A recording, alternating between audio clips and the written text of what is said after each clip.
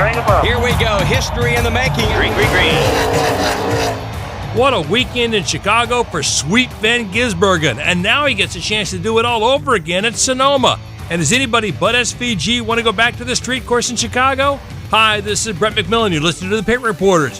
With me this week, Dylan Welch from the CW and Toby Christie from TobyChristie.com.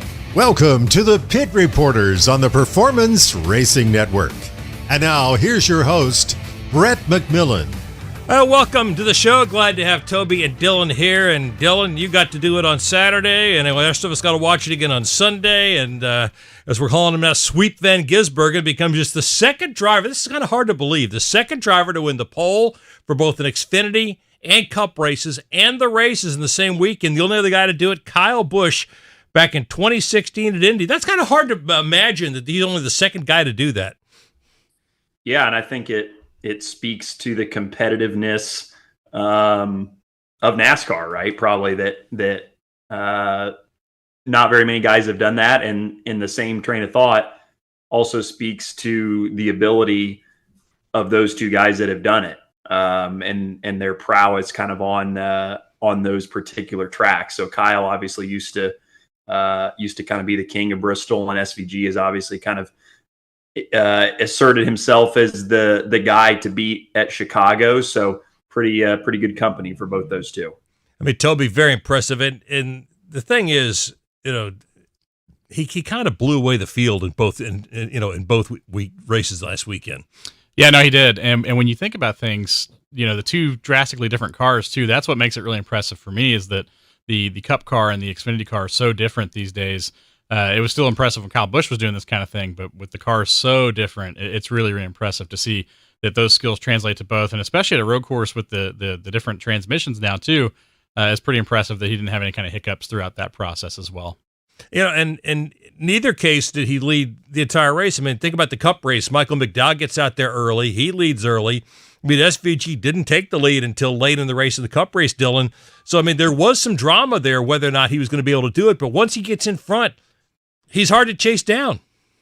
Yeah, I think that's exactly it, is that he's so smart working his way back to the front of the field, and just takes care of his equipment so well, and probably better than most of the other guys in the field, that they're driving so hard just to try to stay ahead of him, and he's just kind of cruising through the field, that when and so when he does get out in front, he's still got plenty of equipment left, and nobody in his way to slow him down is probably the biggest thing. So yeah, it's so impressive, and the way he does it, every time he does win one of these races is just a masterclass in road racing. So it's enjoyable to watch.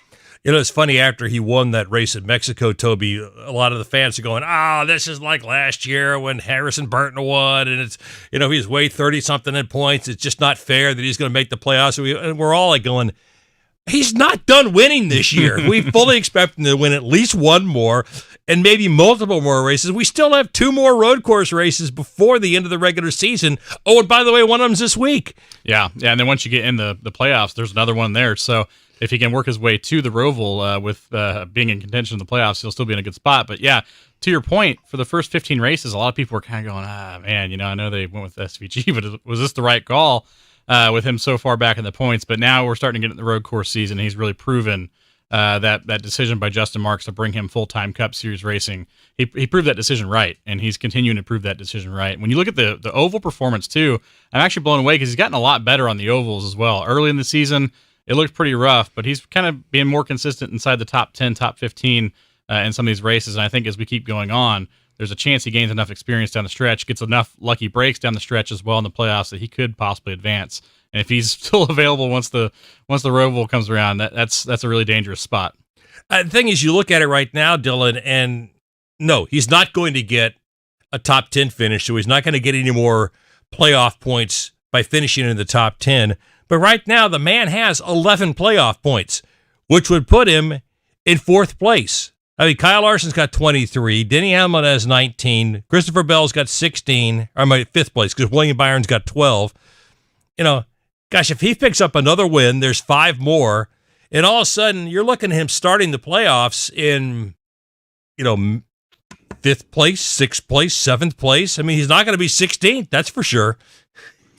Yeah, and I think the good thing about them, winning not only one race, but now, a few a couple just to kind of guarantee them, in the playoffs. The nice thing about that is now they can just kind of go to work on stockpiling as many of those points as they can, whether it's stage points or playoff points by winning a stage, or whatever the case may be. So, that's the case for everybody, but especially for SVG, as he does continue to improve on these ovals, maybe they are in a position where, they can sneak a stage win or two out on one of these ovals. So I think it's a great position for them to be in. And as you guys said, there's still plenty more opportunities for him to get a couple more wins before the regular season is up. So they're in a good spot, and I think they'd have to feel good about it. That's the thing. When you talk about, Dylan talked about the fact you've got another road course in the second round of the playoffs. Well, the way he's starting off the playoffs with the number of stage points he's going to be able to carry, the number of playoff points he's going to be able to carry with him into the playoffs, he's not going to have a free pass into the second round. But if he performs okay in the first round, he may have enough points to get himself into the final 12, which then, oh, by the way, gets him into the round that has the Roval in it.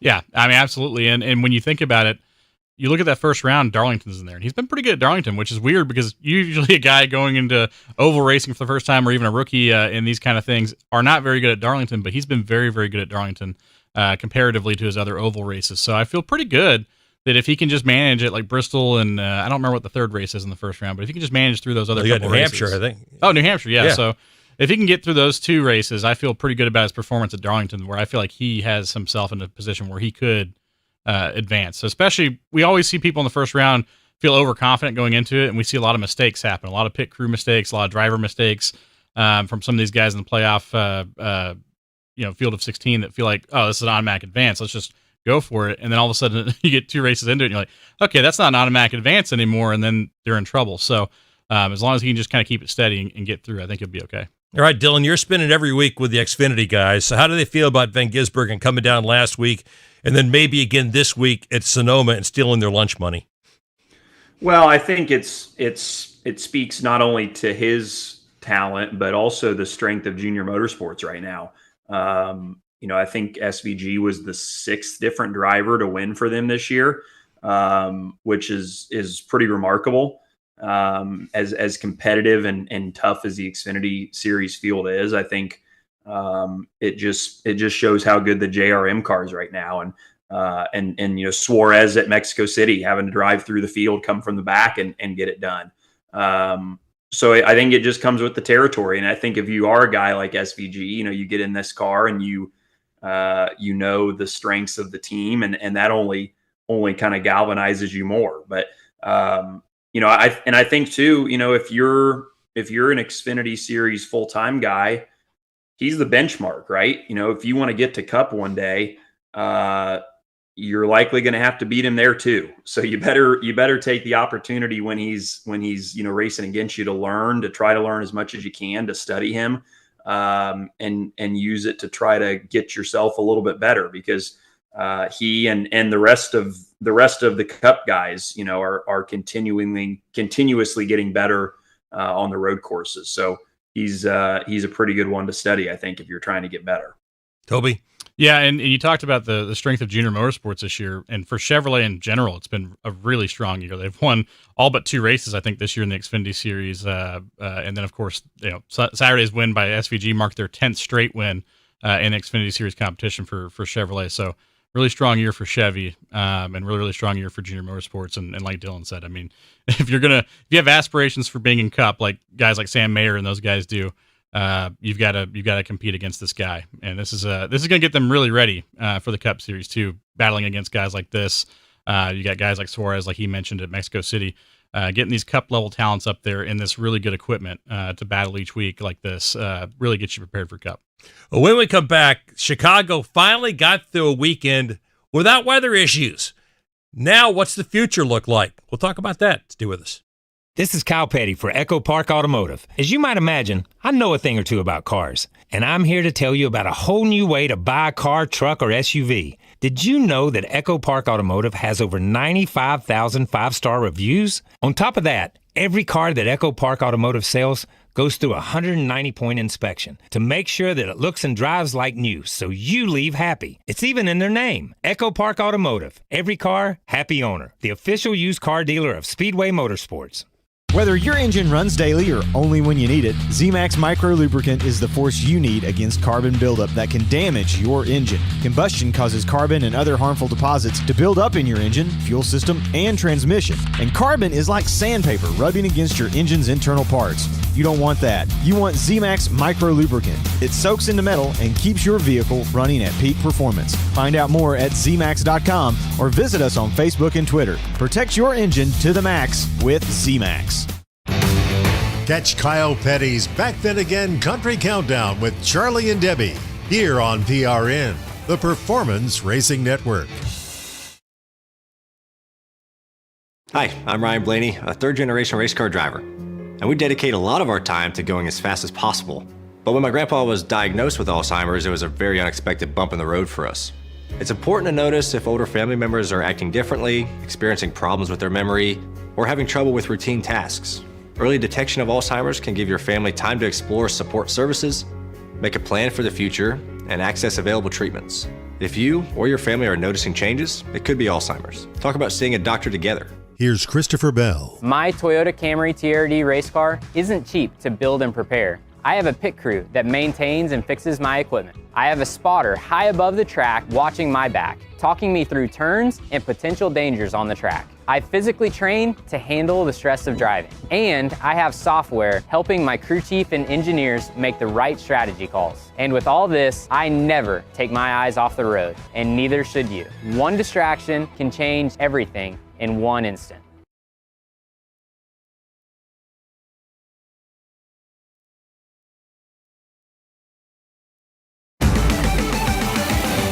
Brett McMillan returns with more of the Pit Reporters here on the Performance Racing Network. Hey, welcome back along with Toby Christie from TobyChristie.com, Dylan Welch from the CW. I'm Brett McMillan. Glad to have you with us. 3 times now we've been to the Chicago Street Course, Toby, and got through one without weather issues and saw some pretty darn good racing as a result of it. So the big question becomes, we knew it was a 3-year deal with a couple-of-year option.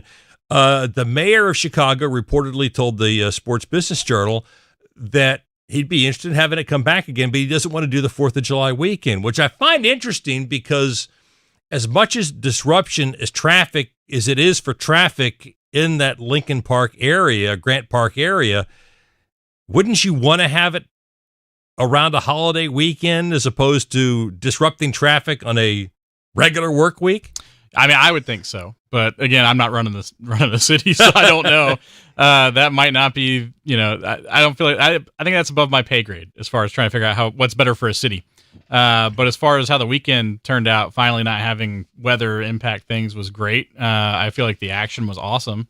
I know SVG kind of dominated things towards the end in the final stage of the Cup race, but I feel like overall throughout the whole weekend, there was really good action. I love that street course. The layout of it, for whatever reason, always plays itself to really good action. And when they first showed the design of it, everybody was like, oh, man, I don't know. That's a lot of really, really high braking points. I don't know if this is going to translate very well with all the long straightaways you have and stuff like that. But it's done a really good job at putting on a really, really good show. And I hope to see it keep going. All right, Dylan, you could be the mayor of Chicago. What do you think?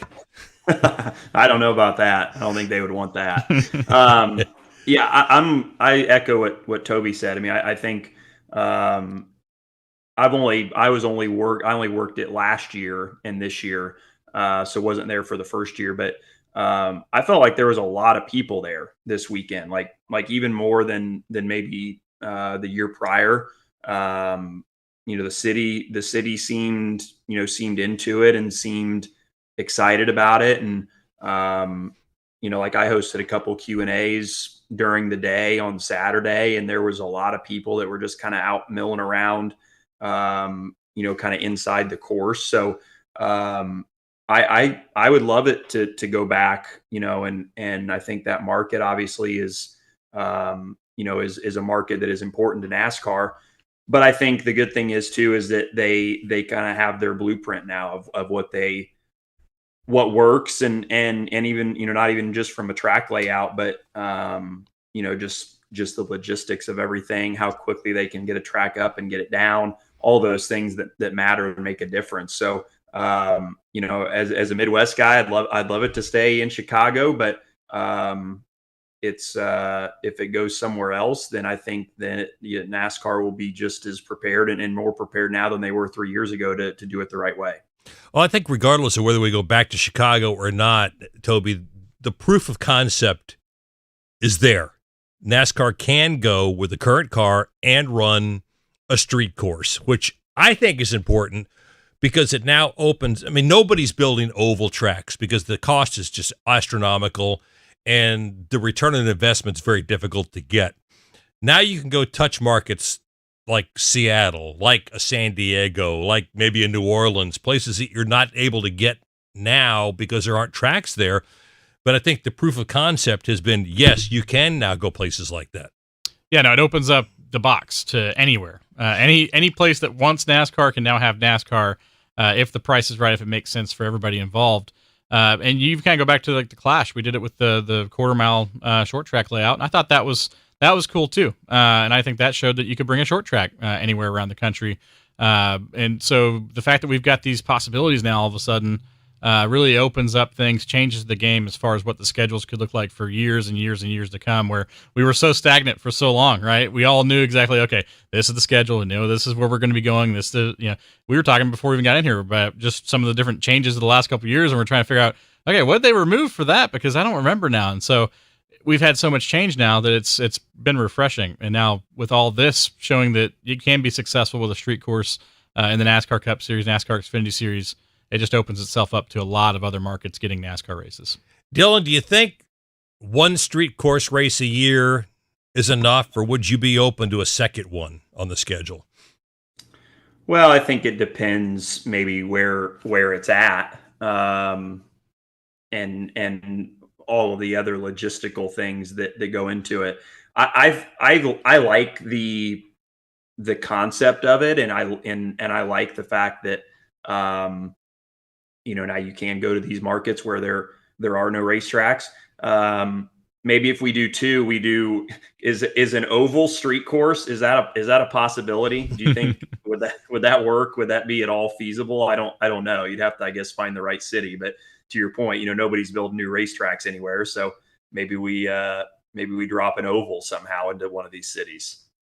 Well, and I think this also opens up the possibility of maybe because I think everybody likes the idea of at least one international track. So maybe it's not necessarily an international road course. It's an international street course, which becomes your second street course, but also is also your international course, Toby. Yeah, no, I mean, it makes sense. And that's something I could definitely see. It would be a good way to kind of captivate the international audience as well. They're so used to street courses over there as well as regular road courses. So there's a lot of different things you can do with this being a possibility. But I kind of do, unless it's a really preferred destination that people really want to see, I would like to kind of see it stay as one of these per year just because it's special, it's different, it's unique. And I'm kind of worried if you do multiple of these per year, maybe it starts kind of diluting it a little bit. But we've seen good product from it. So until we don't see good product, I don't mind going to extra ones. But again, I don't want to lose the specialness of it as well. Well, Dylan, you talked about the vibe in Chicago last weekend, and you felt there was a good vibe last weekend. It was the third year. Would you like to see it go back to Chicago, or would you be happier to see, there's been reports, for instance, that San Diego could be on the table. Would you rather see NASCAR tap into a new market instead? Because there's been talk that maybe at Chicago, the Chicagoland Speedway could be back on the table, but that's Joliet. 40 miles outside Chicago. That's not really Chicago. Yeah, and I think that's it, right? Is that the Chicago market, they have the option of another racetrack there, and and you're, even though it is in Joliet, I think you're still kind of appealing to that Midwest market of Indianapolis and Milwaukee and even Chicago, even though it is out of the way, if you're a race fan and you're going to go to the street course, you probably are going to go to Joliet too, if you're a real race fan. So I think because they have that there, you'd have to think that they're a little more inclined to maybe shop it around elsewhere. And obviously everybody knows that they want to have a footprint in Southern California. San Diego would be a pretty awesome destination. I think selfishly, all of us would enjoy probably going there. It would be pretty cool to have NASCARs, racing around there, but it remains to be seen, I guess, what they end up doing. And I think Dylan hits the nail on the head. NASCAR would love to have a presence in Southern California. They haven't had one except for the LA Coliseum since Fontana closed. And we've had Lee and Reed Spencer on the show, and they have said numerous times that, they've been by the Fontana facility and said they wouldn't go near it again without a hazmat suit on, and said there's no indication that they see that if ever again they're going to race at Fontana, it is years and years and years away. So, as important as the Chicago market can be, not only for the fans, but for sponsors, the Southern California market's sitting out there untapped as well. Yeah, and another aspect for the Southern California side of things from a street course standpoint is weather should be pretty good. Yeah. Right? So the issues we had the first couple years of Chicago, most likely, anything can happen, but most likely shouldn't be an issue. So from that side of things, it would be good. It's a great market, like Dylan said, and it's a market that NASCAR's coveted for a long time. And seeing this being so successful in Chicago, I think this is a successful venture to try to make that happen over there, especially with Fontana. Yeah, it looks like that situation is going to be a long way out if it ends up coming to fruition anyway, the short track in Fontana. So we'll see how it goes, but I'm not against the idea of doing a Southern California street race. I think there's a lot of benefits to that too. I think it's going to be interesting to see how it all plays out, and certainly Dylan Ben Kennedy has not been shy about trying new things, has he? No, not at all. I think that's one thing that has been, as Toby said, really refreshing about the last few years with the schedule is that fans kind of clamored for something new, and they heard that, and they've brought back these legacy racetracks that everybody wanted, and they're trying new stuff as well. So I think that's all you can ask for, right? As a race fan, is people running the sport that that understand the desire for new and creative ideas, and this group has done a really good job of executing that. And we do know that one of the newer places on the schedule will be returned to next year, as this week COTA started advertising to buy ticket packages for next year. No date announced, but they are advertising that they are selling tickets for NASCAR events next year. So we do know we'll be going back to Austin, Texas again next season, which I think is a great market of the super road course. World class F1s are on there, IndyCar runs there, so I think it's a great place for NASCAR to continue. Well, each week on the Pit Reporters, we give you a chance to go to GoPRN.com and vote in our poll. And this week's poll is not really a question; it's more letting you react to a statement. NASCAR and street racing. Do you want to keep one on the schedule? Hit Chicago one more time. Let's try San Diego, or no more. Last week we asked you who puts on the best racing, and 35% said Echo Park Speedway in Atlanta. 32% said Kansas, and then a tie at 16% between Daytona and Talladega. Interesting. When we come back, Daniel Suarez had a chance to talk a little more about his leaving Trackhouse and gave it a little more insight into the fact that it wasn't a surprise at all. Stay with us. Listen up, fellow timeshare owners. If you're a timeshare owner and you want out at all costs, you're done, frustrated, tired of wasting money, you don't use the darn thing. Get out now. Hire the best Bulldog timeshare cancellation team in the business. Their in-house legal team, headed by a timeshare cancellation lawyer, can help you fight the biggest and baddest companies out there that sell timeshare. At some point, you were using your timeshare, but now you're not, and you're tired of wasting money. Before you go to the poorhouse, Call right now and learn how you can stop the maintenance fees and put more money back in your pocket. Their services cost you a lot less than you think, and you'll save a lot of money over time. Call the Timeshare Exit Hotline now. It's a free consultation. 800-890-5957. 800-890-5957. 800-890-5957. That's 800-890-5957. Lenny Baticki brings you PRN at the Track every week here on PRN, the Performance Racing Network. Get your NASCAR fix with PRN's Garage Pass. It's hard to just turn it around in 1 week, but I wouldn't be shocked if we did. I don't think the results have been what we have hoped for or expected, but I think the potential in the cars and the speed has been pretty good. You know, it's a big deal already, so that's a big positive for us. So I think now it's just about working together and getting better. I think the Penske cars are still elite when it comes to plate racing. Hi, I'm Mark Garrow, tracking the latest racing news every weekday. We all play a role in keeping our community safe. Every day, we move in and out of each other's busy lives.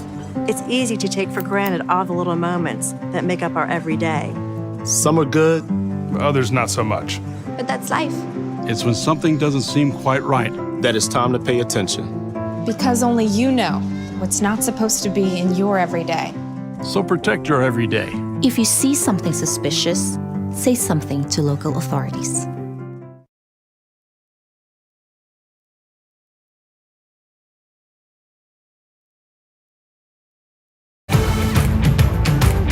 Let's get back to more Pit Reporters on the Performance Racing Network. And welcome back, along with Dylan Welch from the CW and also Toby Christie from TobyChristie.com. Brett McMillan, glad to have you with us. Well, Dylan, last week we talked about Daniel Suarez moving on from Trackhouse Racing, something we've kind of expected. And he at the time said that he was not surprised, that he knew it was coming. It was glad it had gotten out. And we've known that because they had more drivers under contract and they had seats available. But Daniel talked a little bit more about it last weekend, and he said he knew this was coming for a while. And, both he and Justin Marks said last week that, hey, they think a lot of each other, but it had become time for a change. And those are the things that happen sometimes in a relationship, right?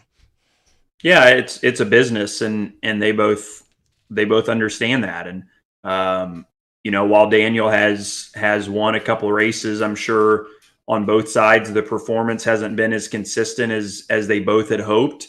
And sometimes those relationships, as they said, just run their course. So, I think Daniel will land somewhere. He's too valuable to the sport, I think, for somebody to not scoop him up, whether it's in the Cup Series or the Xfinity Series or even the Truck Series.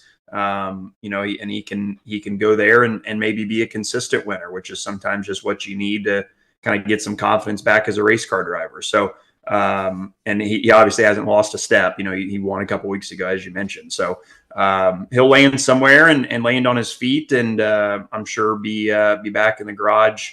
Just with a different operation. He said, the last 6 to 8 months have been very difficult. He says, I wasn't happy. He says, and I wasn't the only one. We know that Trackhouse, signed Shane Van Gisbergen to run in the Cup Series. And as we talked about in the opening segment today, Shane Van Gisbergen is delivering exactly what Trackhouse signed him for, and that was getting wins on road courses, at least for now, and hoping that he'll develop as an oval track driver. But also they have Connor Zilic under contract. He's been lent out this year to run for Junior Motorsports and is having a very successful season. The question was, how long do you keep him in the Xfinity Series before you move him to Cup? So, Daniel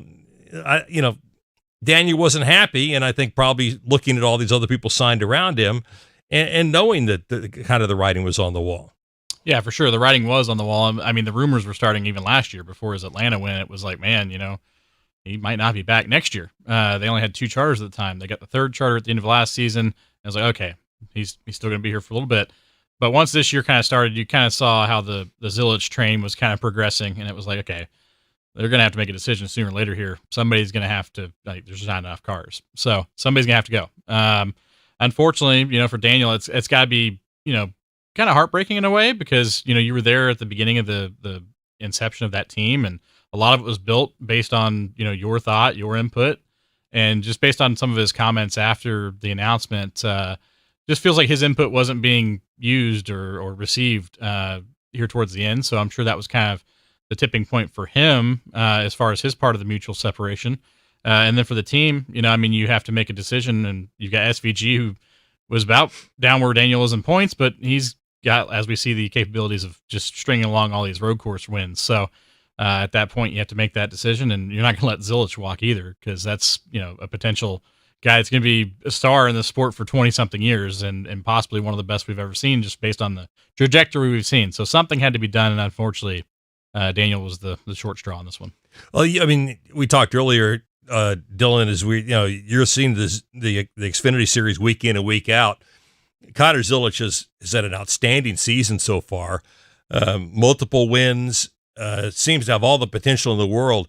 As you talk to people in the garage area, do they feel like he is ready to move to Cup, or is he kind of this Joey Logano type situation that he's going to end up there maybe a year too soon?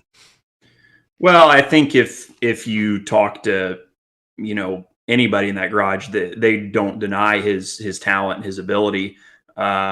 You talk to Marty Lindley, his crew chief. He's told me several times that he hasn't seen anybody, like Connor since Kyle Larson.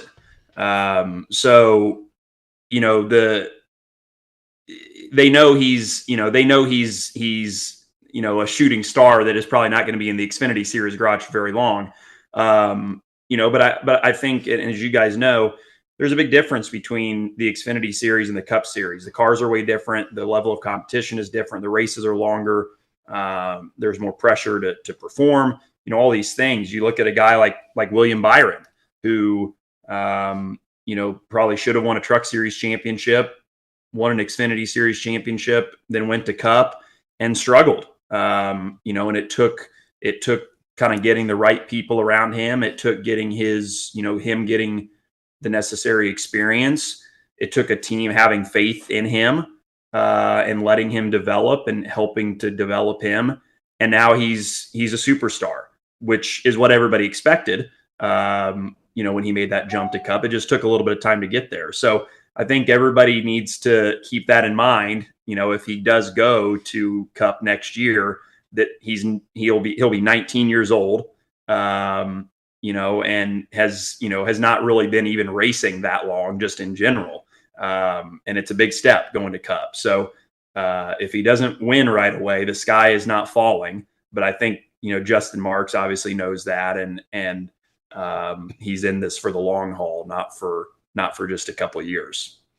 What do you think the options are for Suarez, Toby? I mean, he has said he doesn't want. He's an Xfinity Series champion. He doesn't really want to go back to the Xfinity Series. He wants to run Cup, but I think sometimes we see guys just take any ride in Cup just to be in Cup, and it ultimately hurts them more than it helps them just staying up there. So what are his options? I mean, you talked about the just being in Cup to stay in Cup situation. You look at kind of like Corey LaJoie refused to kind of take a step back, so he was running kind of a part-time schedule at Rick Ware Racing this year, and we kind of see how things have panned out for him. His career really has taken a dive due to that thought process. So we'll see. But Daniel Suarez is a multi-time Cup Series winner. So from that side of things are a little different for him. But at the same time, it's kind of one of those things of what's open, right? So as far as the Cup Series goes, I don't know that there's too much left really for him. It's kind of a bad year to be a free agent for Cup. So I think, it honestly might be in his best interest to go back for 1 year, whether it be Xfinity or even Trucks, because a lot of people think that Trucks is more comparable to the Cup car, just with how it races with the aero situation there. So I don't know, but I think going out and having a win in your one-off Xfinity Series race for Junior Motorsports, one of the strongest teams in the garage in the Xfinity Series, I think that bodes well if you are wanting to step back for a year to Xfinity. I think there's possibly a situation there. I know Trackhouse and Justin Marks have said they're going to help him try to land something. And we know that they work very well with Junior Motorsports. So if he does move back, I wouldn't be surprised to see him in a Junior Motorsports car or something Chevy affiliated, at least for the first year of him being away from Trackhouse. When we come back, some controversy at the end of the Chicago street course race. Did NASCAR hold on to the caution flag way too long? Stay with us. Make your plans now to stay at the South Point Hotel Casino and Spa when NASCAR returns to Las Vegas. They have great race ticket and room packages for you to choose from. The South Point also features a wide variety of excellent dining options at 11 different restaurants. Or you can enjoy the 16-screen movie complex and visit the 64-lane bowling center. Visit southpointcasino.com and make your reservations today. Stay where the racers stay at the South Point Hotel Casino and Spa. Hey, this is Michael Walter for Echo Park Automotive, and I'm here to tell you why you should shop Echo Park before you buy a car, truck, or SUV. Over half the inventory at Echo Park is priced below $25,000. And car for car, truck for truck, Echo Park Automotive's pricing is $3,000 less than the competition. Maybe that's why Echo Park has over 100,000 five-star reviews. Echo Park Automotive is built to make sure everyone drives away happy. It's even in their name, Echo Park Automotive. Every car, happy owner. The official used car dealer of Speedway Motorsports. Mark Garrow's your host for Garage Pass, here on PRN, the Performance Racing Network.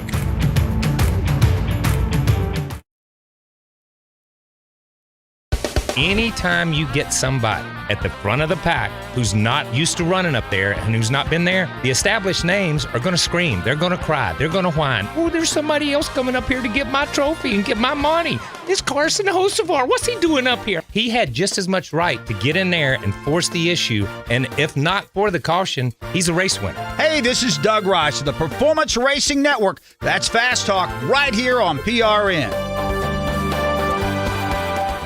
Local radio brings people together like never before. It's a beautiful hometown weekend out there. We've got your local stations keep you informed and involved with music, talk shows, and real-time news updates you can trust. We are live and local. We are America's broadcasters, connecting you to what matters most. Text radio to 52886 and tell Congress to support your local radio stations. Message and data rates may apply. You may receive up to 4 messages a month, and you may text STOP to STOP. This message furnished by the National Association of Broadcasters.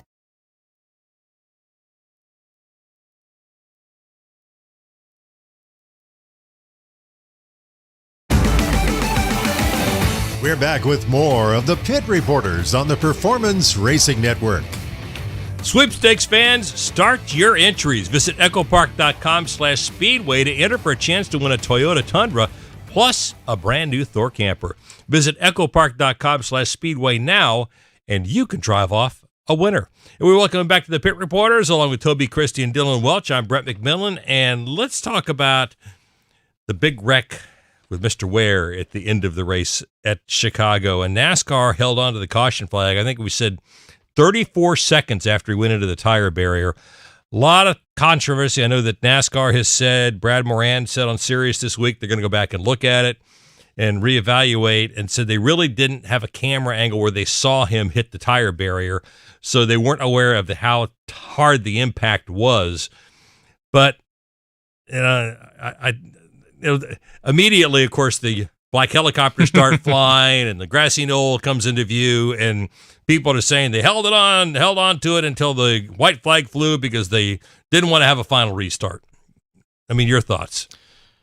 Yeah, I've heard, final restart as the reason for the conspiracies. I've heard that, they didn't want the weather to possibly become a factor if they had to go to another overtime restart there. I don't think it's either one of those. I just think it's, we saw at the Roval last year in the Xfinity Series that they're just not prepared in these situations at these road courses to catch all of these situations, and that's the problem, and it needs to be addressed. But the problem I have with the whole how it all played out was, like you said, he was sitting there for 34 seconds. He radioed to his team that he needed help, and they didn't throw the flag until they saw the window net go down, which is usually the sign that you're okay, right? So if he doesn't put the window net down because he's injured, are we ever throwing the caution, or are we just going to let this keep playing out with a guy who might be injured in his car? So something definitely needs to change. I don't know if it's that there needs to be a direct line of communication for the corner workers that can radio up to tower like, hey, this guy just hit it a ton. You might want to throw it or something. But something definitely needs to change the process. And we've seen it happen a couple times now between last year and this year. So there's definitely a problem and it needs to be addressed. Dylan, your thoughts? Yeah, I don't know if I could say it any better, truthfully.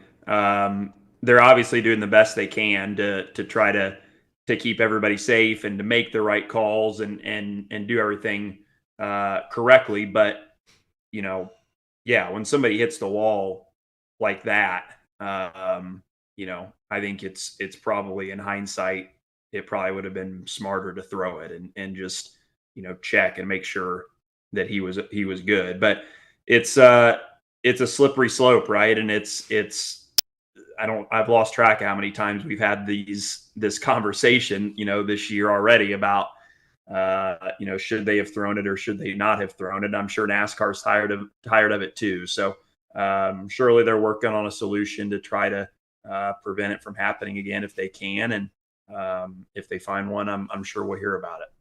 Well, that's the thing. I mean, I think NASCAR always, you feel like they should err on the side of caution, err on the side of safety. And in this instance, the problem is the timing. Weather's bearing down on the area. We're coming up to the white flag lap, and the fact that it got held so long just lends itself to a conspiracy. They held it that long. Whether or not that was the case, that's the way it looks, and and sometimes perception is reality. Yeah, and you have a hard time disproving that too, because there's no tangible thing there's no camera in race control, or there's no audio recording of listening to exactly what everybody was saying in there that they weren't keying up a microphone to talk to everybody on the track. So it's really hard to disprove conspiracy theories like this, but I still go back to this happened last October, and when it happened last October, they did throw the caution super late, but they did it before the white flag had been reached. And so I truly don't think that is the thought process in the tower. And I hope that's not the thought process in the tower, because that's the thought process of the tower. Power officiating races, that should not be how it is. I truly just think we've got an issue at figuring out when cars are in tire barriers, when we need to throw the flag, and being able to get that message delivered to the tower in time, I think is the problem. And it sounds like they're taking it seriously after this. That the video from the crowd that they released on Twitter or X, however you want to call it, it looked severe. I mean, that was insane. He hit that wall about 100 miles an hour. I went back to the in-car camera on Max, and it was about 100 miles an hour. So that's a hard hit head on into a wall through a tire barrier. Well, the challenge, and I think you alluded to it, Dylan, is every situation is different. Yes, we understand that.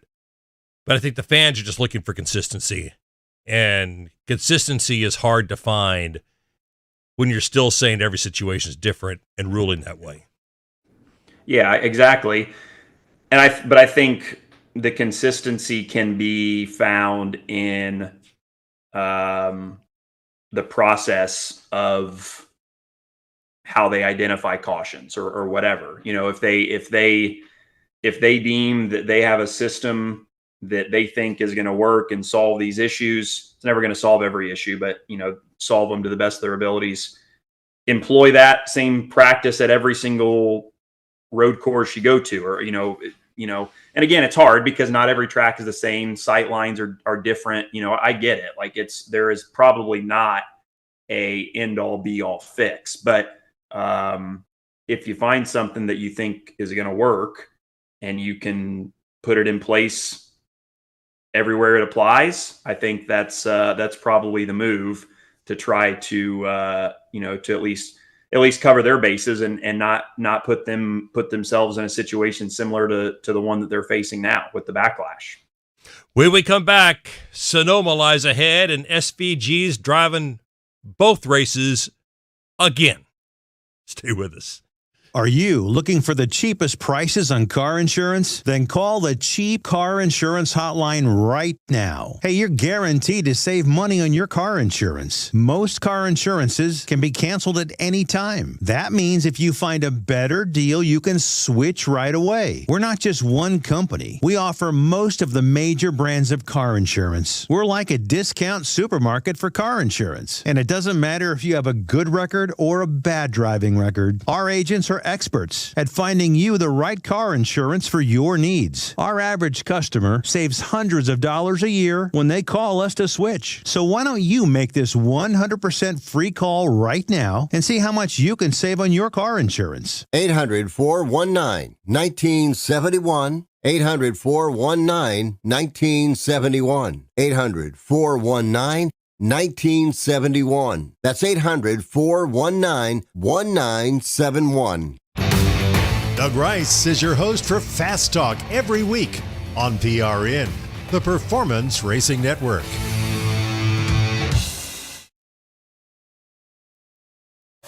Whether it's skating around the racetrack on a set of rollerblades or turning laps in a Legends car, join JC Fickenshire on JC's Garage. All it takes is one win, and that one win can completely clear the driver's mind. I could even see it happening if Todd Gilliland wins a race or Noah Gregson wins a race, Zane Smith wins a race.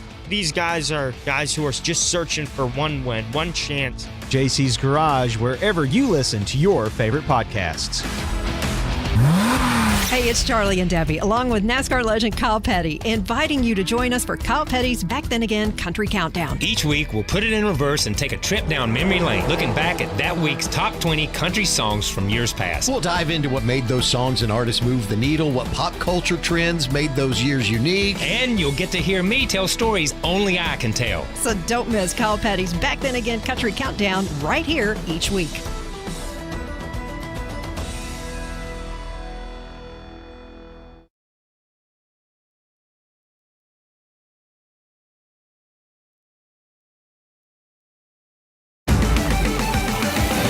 Brett McMillan returns with more of the Pit Reporters here on the Performance Racing Network. Yeah, welcome back. Only Dylan Welch from the CW and Toby Christie from TobyChristie.com. Brett McMillan, glad to have you with us. All right, Dylan, you got to start things off this weekend on the CW, and Shane Van Gisbergen's in the Xfinity race. Do we get a second straight weekend of sweeping everything? Man, that would be pretty... Even for him, I think that would be pretty impressive if he was able to do that. I just watched the Xfinity race from last year back earlier today.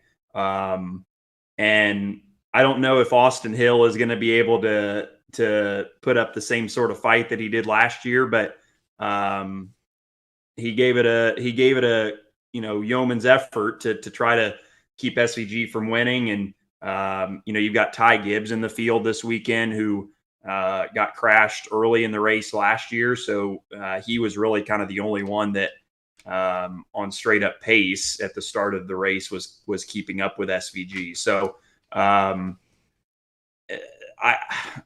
hard to bet against him, right? But it also seems equally hard to believe that he could do what he did last week again on a completely different completely different layout and it's a permanent road course versus a temporary street circuit, but that obviously doesn't seem to make a difference for him. He figures out how to make a car go fast anywhere there's left and rights. Well, not like he hadn't won there before, Toby. Yeah, no, it's getting to the point where we're not going to be able to say that about many road courses, right? That he hasn't won there. So he's very, very good at these places. Now, the only caveat I would put is maybe a mechanical failure. We've had Austin Hill, we mentioned him a minute ago. He's really good at these super speedway races in the Xfinity Series. He's had a couple mechanical failures that have kind of taken him out of the running of a couple of those this year. That, I think, would be the biggest thing that most people in the Xfinity Series garage would be hoping for to give themselves a chance. But outside of that, he's going to be very, very strong and very, very tough to deal with. Now, he did have a possible issue brewing this past week with the carburetor area of the car. They were saying that it was kind of acting weird early on, so maybe if those issues continue on this week, people have a chance. But we'll see. I feel pretty good about his chances for sure. This has been a place where especially in the Cup Series, we've seen a wide variety of guys who have won. Including Daniel Suarez won there a couple of years ago. One of the guys who's won there a ton will not be in the race this year, and that's Martin Truex Jr. So I think you tend to feel like even though Van Gisbergen's in the race, Dylan, you tend to feel like it's kind of a wide open race because there are so many guys out there who are good. And it's interesting to me as I looked at the entry list for this week's race, there are not a lot of there are almost no guys in this race, or gals. I mean, Catherine Legg is in this race, but there are almost no people in this race who are unusual, who are kind of the road course specialists, quote unquote, coming in and running this week, as we've seen in the past. Well, and that just goes back to what I said earlier about these guys that race on Sundays. You've got to be good on road courses. It's not like it was 10 years ago when we just went to Watkins Glen and Sonoma, and you could just scrape by and go on down the road. These are legitimate opportunities to score points or win races. And the sport's just changed to where these guys have the ability to prepare and study and do simulator work and all these things that I think, frankly, put them probably at more of an advantage over somebody who is a quote unquote road course ringer that just parachutes in and jumps in one of these cars. I think like SVG is kind of an outlier, but I think, I think it's pretty tough for somebody with no NASCAR experience or very minimal NASCAR experience now to just jump in one of these cars and win a road course race, because the full-time guys are used to the cars and now they're just better road course racers. So, to that point, it could be somebody like a Chase Briscoe or a Christopher Bell, guys that have won on road courses before that we maybe wouldn't think of as quote unquote road course aces. But Sonoma does kind of seem to produce that, that maybe surprise winner every now and then. As you look at that and listen to Dylan talk about that, Toby, looking down at the guys maybe who haven't won yet this year, anybody jump out at you that could be somebody who kind of steals one here and gets himself a playoff spot? Somebody I would look out for as a surprise would be Ryan Preece. He's shown some amazing road course ability this year out of nowhere, because I don't think we saw this at any of the previous stops he's been at in the NASCAR Cup Series. But this year, he seems to have elevated his game. He's won a stage at both COTA and this past weekend. So 2 stage wins on road courses is incredible for him. But he's had top 10 speed. He's been running consistently in the top 10, which has put him in a position to steal those stage wins. But I think if they decide to go for an actual win, I really feel like he could be, anywhere from 1st to 5th at the end of one of these things, because he finished 7th this past weekend going for stage wins. So I feel like that's a guy to kind of keep an eye out for, that's kind of oddball-y that you don't really expect going into a road course that could compete. Anybody you'd be looking at, Dylan?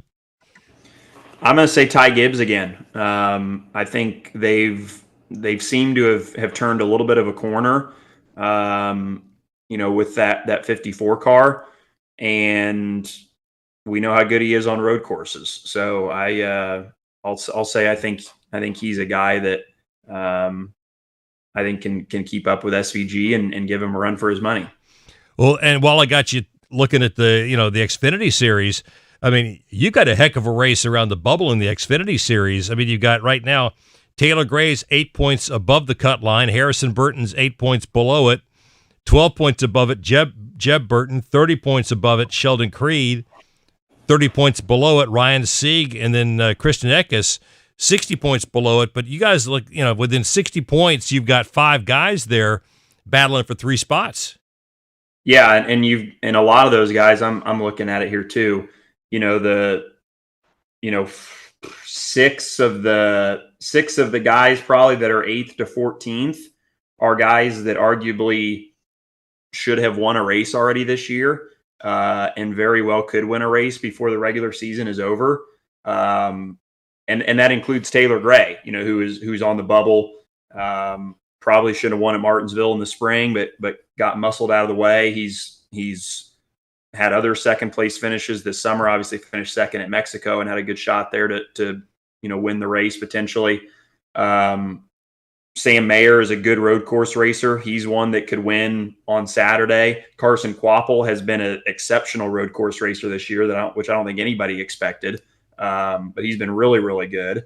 So, I think this weekend is if SVG doesn't, just put the whip to everybody, if he has some sort of issue, I think it's wide open with some of these guys that need to win and could use Sonoma as the place to get one of those.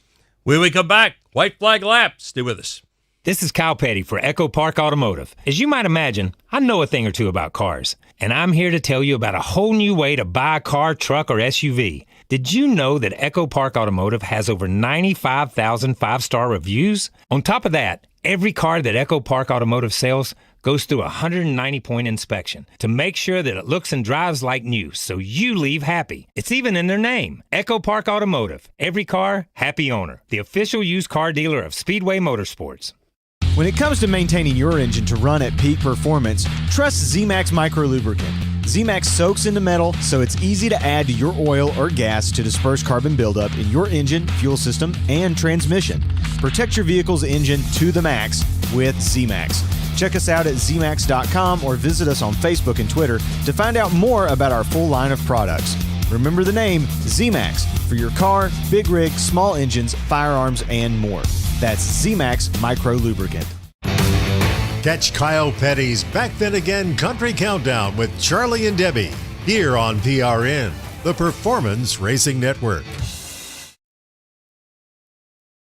Start your engine! Here we go racing in the Toyota Save Mart 350. Tyler Reddick now looks to the inside of Joey Logano. He doesn't have enough. Logano slams the door. Side by side.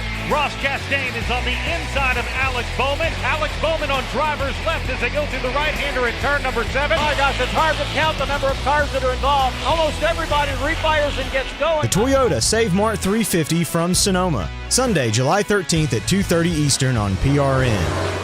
The green flag is out, and here's Shane Van Gisbergen leading the pack. Shane Van Gisbergen will get underneath the car of Jesse Levin. They'll race side by side into turn 12. Trouble in front of me here. Multiple cars are wrecking. It started with a spin. I saw Josh Williams go around. Heavy damage to Riley Herbst. Allmendinger spins, goes off in the grass. Everyone's going to miss him. They'll clear him. The Pit Boss Food Max 250 from Sonoma. Saturday, July 12th at 4 Eastern on PRN.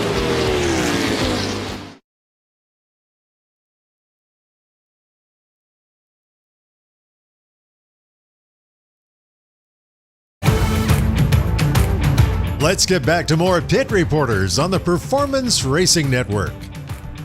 And welcome back. It's time now for our White Flag Laps. And first up from the CW, it's Dylan Welch.